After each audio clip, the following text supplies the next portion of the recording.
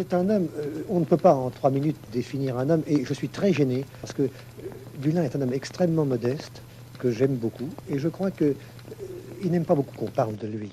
Oui, alors parlons quand même de lui.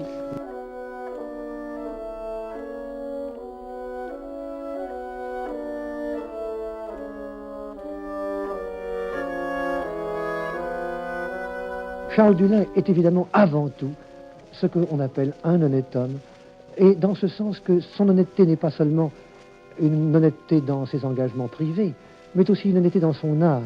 Je bafouille pas mal parce que c'est très difficile de parler d'un homme qu'on a aimé.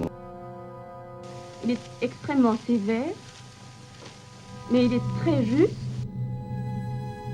C'est que quand on sent soi-même très fort quelque chose et que c'est sincère, on se rend compte que M. Dulin l'accepte et qu'il sent. Il a le don enfin, il dit immédiatement ce qui est juste et ce qui est faux.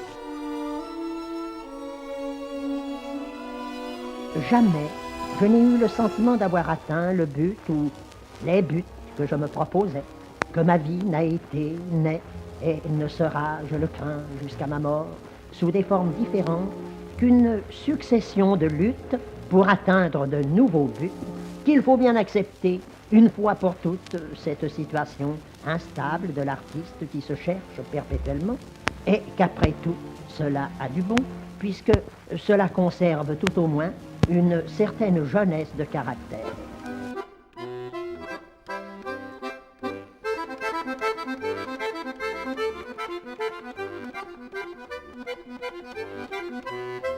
Il a vraiment un don de propager, de dégager, n'est-ce pas, la passion du théâtre, que vraiment, cette passion, nous en étions tous imprégnés.